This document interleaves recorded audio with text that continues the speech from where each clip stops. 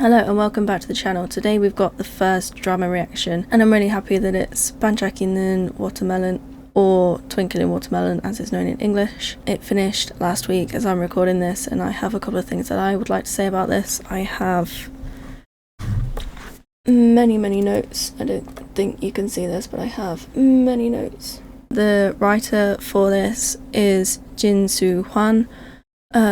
I have to look into these because I don't know their names off the top of my head right now, but I will slowly learn these. The only thing that I have seen that she has written for before was Moon Embracing the Sun, and that's from like 2012 or 2013, something like that. It's a really old drama, but it's a classic and I definitely recommend watching it if you have not. The director is Son Jong-hyun. I have not watched any of the things that he has done. I've not even heard of any of the things that he has done before, but I think he did a great job overall with this drama, so I hope that it gets a lot of praise from him being the director of this. So the channel that it's on is TVN and I watched it through Viki, the subscription. TVN is a very well-known channel in Korea. I had a lot of expectations from them. This one is through Pan Entertainment. Being on TVN, I still had that really high expectation for certainly the visuals and like the plot-wise to be sort of really significant. Is that what I'm looking for? Or like really distinct? Oh, Castaway Diva is TVN as well. I didn't realise that. Most of these I have seen, or certainly heard of anyway. So actually a lot of dramas that I watch at TVN, it seems. So the reason why I started to watch this drama was because the plot sounded really interesting to me. If you don't know the plot, there's going to be a lot of spoilers in this video, so I hope you've already watched. And the other reason was it seemed to have a lot of popularity going around on Instagram before episode 1 had even aired. So I thought, okay, I'll give it a go, because obviously, like I say, the plot was interesting to me, but also a little different. I thought it could be really unique and I was wondering about where it was going to go and why it was so much like popularity going about it. I knew a lot of the main cast. The only person that I didn't know was who played Eun-gyeol, who is Go Hyo-hwan, other known as Lonu. I don't know why he has like a stage name, because when I looked into him he's not like an idol or anything, which was weird to have the stage name, but I was really quite surprised about some of the other supporting roles that appeared. So there was Choi Won-young, who played Eun-gyeol's dad. I've seen him in so many dramas. It's actually silly how many dramas I've seen him in. Surprisingly, I actually knew who played Eun-gyeol as a child. So he was Jong Hyun-jun. There's a couple of things. Obviously he's a child actor, so he's not been in a whole bunch. So one thing that comes up is See You in My 19th Life, Moonshine, the things that I've seen him in. I'm currently watching Moment at 18 and he's also in that as well. Even as a child actor, he's been in quite a few things that I've already watched. The last one was very surprising to me. I don't follow iKON like loads. I'm aware of who iKON are. Being into K-pop, of course I know who iKON are. But to see Koo Jong-hui, is that how you say it? To see him suddenly appear in a member of Spine 9 in the drama, they were ones that I sort of noted, that I recognised anyway. Since having made 2 title sequences during my 3 years at university, I am very aware of what title sequences involve and how they can set the tone for a drama or a TV show or whatever a title sequence might be on.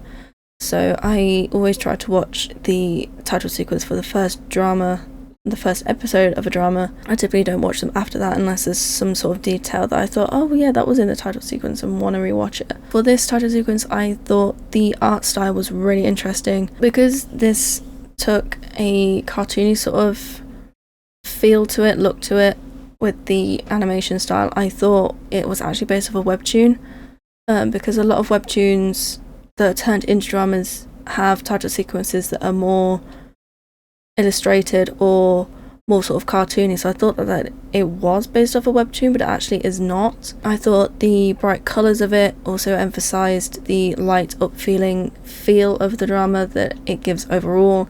Yes, it does cover some sort of not dark but more serious topics. The overall feel of the drama is light-hearted, so the colours really spoke up about that idea. The transitions were really fun to see. Going from one scene to the other in the title sequence was really nice, and the way they did that. Again, these transitions add to that fun, light-hearted sense that the drama gives overall. The animations themselves were really light, they were really bouncy, they were smooth, again, sort of giving that overall feel that the drama has. They give enough information away about each of the characters without giving too many spoilers, so you're more interested in who the characters are and their relationships with each other. The text of the characters is really well incorporated. There are some title sequences that don't add text very well, as I found out the hard way.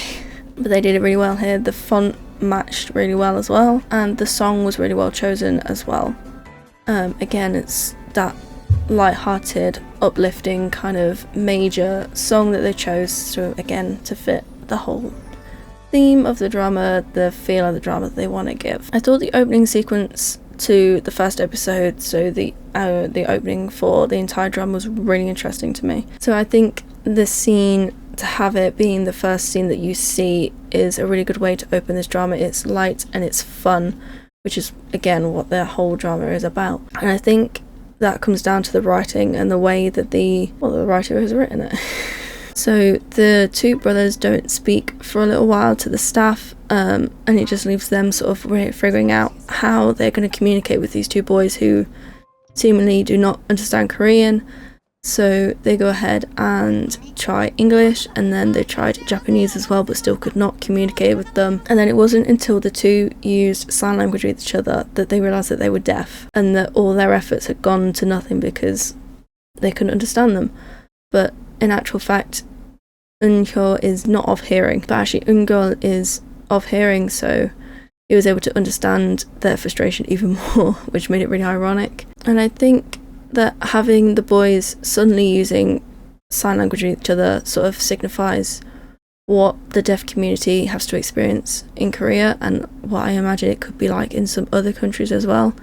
That sort of barrier and that frustration between sort of staff members and also the deaf people themselves. But I love how Eun-gul butts in to the male at the end, because he's trying to enunciate words better, but from what I'm aware, that actually makes it worse. That makes it harder for the deaf people to lip read because it's unnatural. So I think that the whole way that was written was just really great, and just highlights how fun this drama is going to be. The opening shot to this scene is of the two brothers. It is a two-shot of the two brothers. Usually an established shot would be of the location itself to sort of signify where you are, and sort of also the time period as well sometimes. But I think that showing the brothers was a much better idea here, because obviously the cafe is not an important location at this point. You're more concerned about who these two people are, and obviously the fact that one of them is deaf, and their relationships with each other, and how one being of hearing affects both himself and his brother. And I think having the two shots just makes them look so normal with quotation marks, because they are both in the same two shot. They just look the same at this point, so you don't really question that one of them or both of them are deaf. And I think that is something that they explore a lot in the drama. So they look at Chong-ah being deaf, and how Lee-chan meets her in the, what do you even call it, the sports cupboard, in school. Although that was their second time meeting technically. I think you sort of take that not expectation, but you assume that people are of hearing, because it doesn't look obvious that someone is deaf unless they've got a hearing aid or something. That's even if they are able to be helped with hearing aids. And I think they also look at it through Chong-ah's stepmom as well, wanting her to appear like she can hear and can communicate as if she's not deaf, which can get really serious, as we know, in this drama. There are also other themes that are shown in this drama that I think present themselves really clearly, so I don't really want to go about those. I want to talk more about the cinematography within the drama with you guys, because I think you would get more benefit from that rather than me just explaining what you've already seen and what you've probably understood yourself. So I want to talk about some great moments. So the first one that I want to talk about is from episode 6, is really right near the end, where Eun-gyeol has collapsed from the electric shock on stage and Chong-ah is unconscious because she has fallen ill. This then leads to the hospital scene of Lee-chan carrying Chong-ah and Eun-gyeol being transported through the ambulance. And at this point we hear Eun-gyeol call out for his mum and his dad.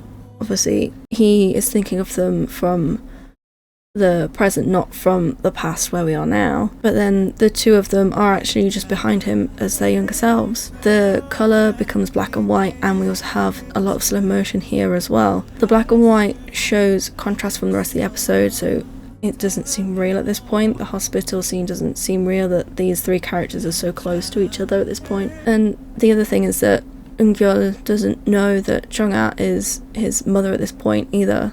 But to have her being so close and him not even know that is another really interesting thing that I thought they portrayed with that sort of couple of shots and the way that they blocked this kind of scene as well. Again, the black and white can also make it seem sort of dreamlike that they are all so close with each other. The slow motion also shows that time has stopped for these three characters, as it often does when you're in hospitals sometimes. The next thing I want to talk about is the underwater scene from episode 11. I think it's more towards the end. It's not the very end of the episode, but it's near the end, I believe, where Eun-gyeol and Lee-chan have gone to the island and Eun-gyeol jumps into the sea. There's a really great underwater scene here. I think it's a really imaginative way to show the relationships between these two characters. They take them from different times in their lives and they're not even transition, they're just shot by shot, but they just change the different actors of who they are. So you have the 1995 Lee-chan with 2023 Eun-gyeol, which is the two actors that we stay with most of the drama. And then we have 2023 Lee-chan, who brings 2023 Eun-gyeol into a hug, which I thought was really nice here.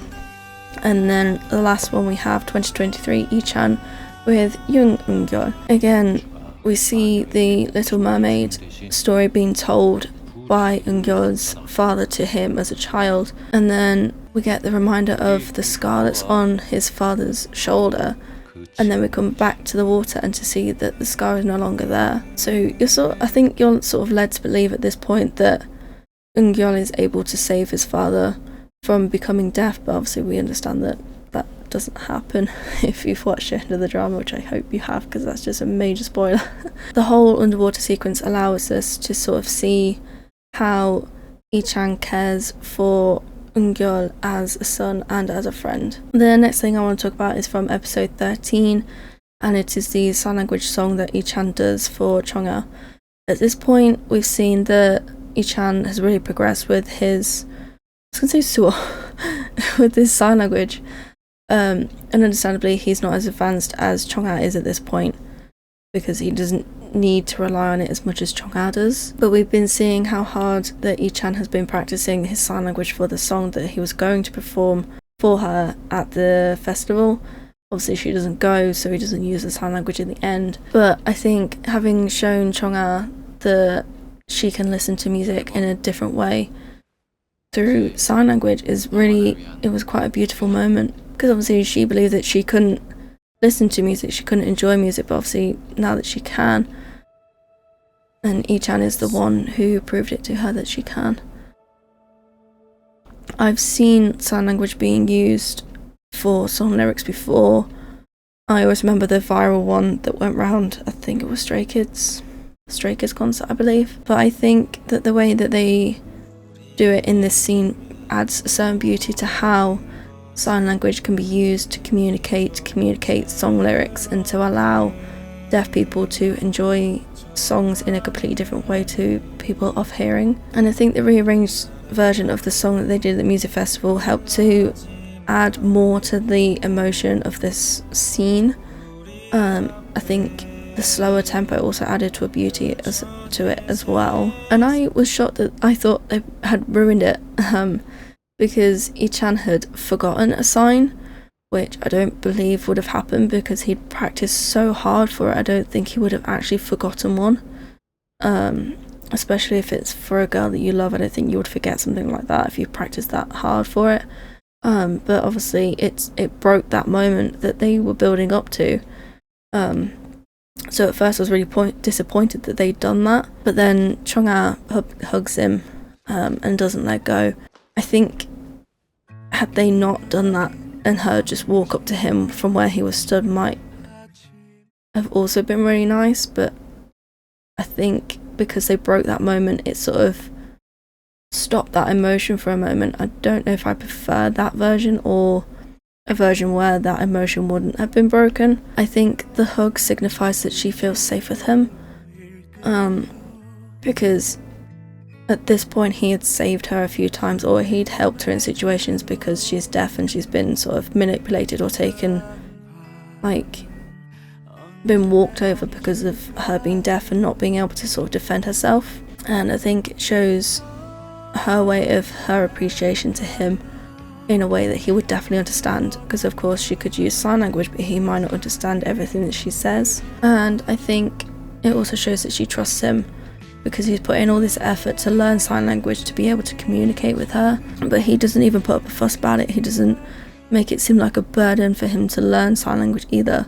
And I think after Ichan tries to pull away from the hug but then begins to hug again, I think it shows that he has accepted her and the idea of them being together, even if it's not to be together, but like as close friends, which I think was something that was really nice, and to sort of let her know that she's got him to rely on if ever she needs any help. And then we see Eungyul come in and smile at the pair of them hugging each other, which suggests that they will stay together even after he leaves and returns to the future, which I thought was just a really nice way to end that scene. And also a lot of the shots were long in duration. This was so that we could see the emotions of these two characters, and during the hug I think they used quite a lot of certainly close-ups of like their hands or like Chungha's face as well, again to sort of show the emotion and the connection between these two characters. The next thing I want to talk about is the original song that they make in episode 14. This is not exactly something that is a cinematography kind of thing, but I think it's a unique point that they created the sort of main OST song, which is called Shining by Kim Han-kyum. It's been used several times during the drama, and I think it's the first time I've ever seen a song being given such a meaning like that, for an OST. And I think because of that it also draws a lot of attention to the OST that can sometimes go under the radar. So the next thing I want to talk about is from episode 14 again. It's where Chungha's stepmother sort of belittles her a little bit. Chungha hasn't long made sort of friends in a support group around her and people who she really trusts. So we see her mum take her world away from her that she is only just sort of discovering. Of course she did this as a child, but she wasn't as into the world as she is now. So to see her suddenly lose all that again is really quite devastating. And I love that sort of at the beginning of this sequence we see Chungha using sign language to speak to her mother. Of course Chungha completely understands what on earth she's saying, but her mother has no idea. And I think it's really quite interesting in the way that she sort of shoves it in her face, that this is what she has learned, this is how she will communicate, and she will not learn to speak as she has been told to. It sort of shows that she has her own voice, and it doesn't matter that her own mother can't, well, not her own mother, but her stepmother can't even understand that, which is again a more amusing thing, that she's trying to communicate in a way that her mother can't even understand. So Chungha could have said absolutely anything here and she would have had no idea what it was. They used parallel editing here between the past and the present, well, young Chungha and older Chungha, which suggests that her stepmother has not changed the way that she sees Chungha or her being deaf, because obviously as we've seen as a child she was forced to try and speak, and the parallel editing here just shows that her mother has not changed that way of thinking. and still believes that she should communicate as if she is of hearing. Again, this just makes it more terrible that Chang'e has only just found her voice in the world and her way to communicate with the world. By parallel editing, I mean that they take one scene and another scene and they sort of cut between the two, because although we are in the same location, they are cutting between the past, well, further in the past and our present at this point. Also, at the beginning of this scene, they use a lot of handheld cameras to suggest that there's a lot of emotion, there's a lot of aggression here between sort of Chang'e and her stepmom, and that something is going to happen here. Obviously, we find out that she gets put in that room again, as she was as a child. And when we're in the room, there is a lot of high and low angles used. So we'll go from a low angle to look from not only Chang'e's perspective to look up to her mother, but it also makes her seem more powerful because she's bigger in the frame. And then the reverse of that is a high angle where you're looking down at Chang'e, which again is the opposite and makes her look more weak than what her stepmother is at this point. So the next thing I want to talk about is a little bit later after that scene. It's just a little bit later in that episode, where Eun-gyeol finds Chang'e in that same room. We see Eun-gyeol open the door to the room, and then we see young Chang'e being sat down where there's loads of drawings on the wall. We cut back to Eun-gyeol, and then we look at more paintings in the room, and then we cut to the current paintings and the current Chang'e. And then we see the painting of the band that obviously she has been with. Ooh.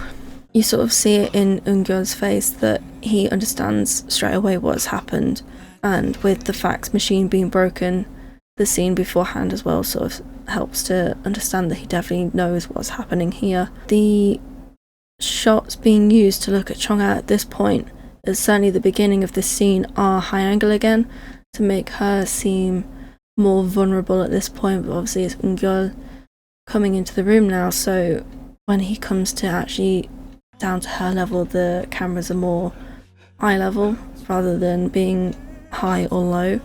And then we see Eun-gyeol crying because he finally understands why his mother never spoke about her childhood, because obviously she didn't grow up in a very nice situation, and now he's finally seen the reality of what that was.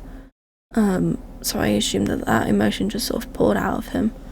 And then Chang'e says that there's been 12 years of hiding and seeking, and now that's all over. And I think that signifies that she has finally found her world, she's found her voice, she's found her way out of that house, she's found her way to get away from her stepmom, something that she has been trying to do for the last 12 years. And that is all because Eun-gyeol has travelled from the future to try and help her, and obviously his father as well. And then we get Eun-gyeol to say that she should go to her family and her true family, and that is, Ichan and all of the others, friends that she's made over the last however long Eun-gyeol has been there for. I don't think it ever says. And the next thing I want to talk about is from episode 15. It's right near the very end, and that's the real accident that Ichan experiences. I knew from the moment that Ichan came out of the house with Maju, I knew something wasn't gonna go right. I knew it was gonna go wrong. And then Maju left Ichan, and that's when it was definitely certain something was gonna go wrong, because that's what happened originally. But at the moment that Maju leaves Ichan, the camera is handheld, which was again another significant indicator to me that something wasn't quite right here, because having a handheld camera shows that something it can be sort of like nerve-wracking, or there can be sort of it's almost an angry energy there. Here it's sort of a tense situation that something is going to happen soon. So just before this scene had happened, we are led to believe that everything is fine. We are led to believe that Sejong and Eun-gyeol have prevented Ichan's accident, and I believe at this point we are following Eun-gyeol to find Sejong. oh no, Sejong's grandpa at this point. So they thought that they'd prevented the accident and they thought they were safe, so even we were so focused on Eungyul that we didn't even notice the car at this point. And we weren't meant to. They could have added tense and dramatic music here, but adding that music would have drawn more attention to the imminent event that was going to happen. But because we were so focused on Eungyul and whatever he was doing, we had no idea that a car was going to do what, caused the accident. Even in terms of like camera, we don't have a shot of the car itself. We just sort of see it very quickly, which again is drawing the attention away from the car. After Ichan has been hit, we get a lot of slow motion. Certainly from Eungyul, a lot of his moments are slow motion from that point, and it's to sort of emphasize that his hopes have been shattered and his world has sort of come to a stop at this point, because again he thought he'd stopped all this, but actually he has not. And even here we still have a handheld cam, even more pronounced here as well once Eungyul has reached Ichan. Again, it's sort of to show that tense emotion that's going through him right now, because obviously he's realised that they've not prevented the accident and that Ichan is probably going to be deaf from this point now. The last thing I want to talk about is about the audio that is used in the middle of episode 16, where we see Ichan sat in the hospital and Chong-ah is sending him a fax at this point. Chong-ah is reading out her fax letter to him. They are using the parallel editing to cut between her and Ichan in the hospital, where he is trying to hear the TV. He's turning the volume up to, I think it shows a 99 or 100 at this point. Obviously he can't hear it and neither can we. And I think that just puts the audience into Ichan's shoes, because we've suddenly lost all sound, or most of the sound. Certainly in his location we can't hear anything, or like very little. So even as he's throwing the remote away, you expect to hear it hit the wall or hit the floor, but you don't hear anything. And I think that that's a really significant point, that you expect to hear that sound but you don't. And I think for that reason they could have added a close-up shot of the remote hitting the wall or the floor, just to draw even more attention to that fact that he can no longer hear that sound that you would normally expect to hear. The song that's used in this scene is also really nice because it's just humming, there's no lyrics. And that, I think, is a stylistic choice because the scene is emphasizing their relationship as well as Ichan losing his hearing and coming to terms with that. And then the audience is also thinking about how that is going to affect his relationship with her, and how Ichan is going to tell Chong-ah. I don't think they actually ever show that, but I think it would have been a really nice moment to have seen Chong-ah seeing that he can no longer hear anything. I think it could have been something like really beautiful and really sort of emotional. So I'm a little bit disappointed that they didn't show that. The slow tempo and the minor key of the song helped to add to that sadness in this scene, as we see Ichan getting more and more frustrated that he can't hear anything and how upset that he is that this accident has occurred. Again, the slow motion and the slow movements of the camera also help to emphasize the idea that he is just so upset and so distraught that he has lost his hearing. So there's one more thing that I want to say, and it's a missed opportunity. It's from episode 8. We are in the house with Chong-ah and her stepsister. I think her stepsister has just come home from shopping and she sees Chong-ah sort of in the hallway. We see them fighting over the keyring, and then her sister's mother comes in and sort of believes her own daughter over her stepdaughter, because Chong-ah can't stand up for herself, so she goes to believe her own daughter, because there's no point in trying to communicate with Chong-ah because at this point they can't understand each other. I think they could have broken the 180 rule here, and I think it would have been really effective to have done this. So I think what they were trying to do was back Chong-ah into a corner. So with the layout of the hallway, it looks like she's just been pushed into a corner or into like the window section. And I think they're trying to do that sort of quite literally as well as like theoretically.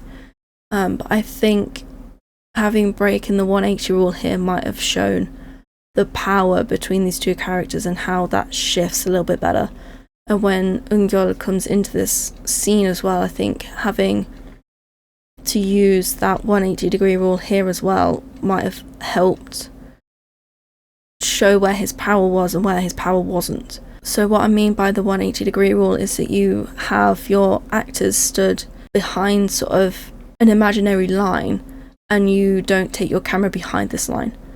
But there are certain times where you can break this 180 rule and it can show a shift in power, so who has the most power in a scene.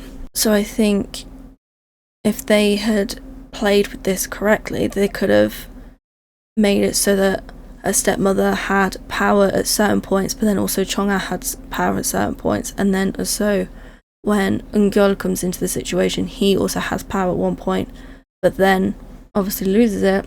Chonga's stepmother gets it back again, but then her father comes in and then he has all of the power. I think it would have just helped clarify sort of Eungyul and Chonga's positions and where they stand with Chonga's stepmother. So overall, I really enjoyed this drama. I thought it had some really interesting themes that it had to present to us. It was a feel-good drama, it was a light-hearted drama, there was comical moments, they had some really touching moments, some really nice moments in terms of character relations and also videography, as I've spoken about. It was quite a young cast, but I think that was fine. I think a lot of the music was really beautiful and really well chosen.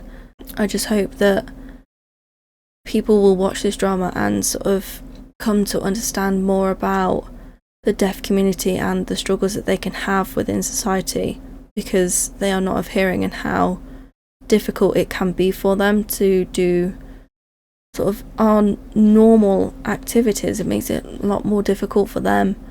And I kind of hope that people will start to learn at least a little bit of sign language to encourage the deaf community to communicate with them. Even just a little bit, I think, would help.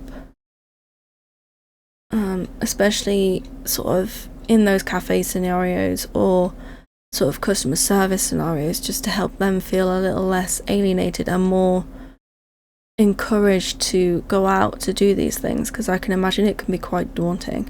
I hope that you enjoyed it as well. I most certainly did, and I am looking forward to watching some new ones. But I think that is all I have to say about this drama, and I will see you in the next one.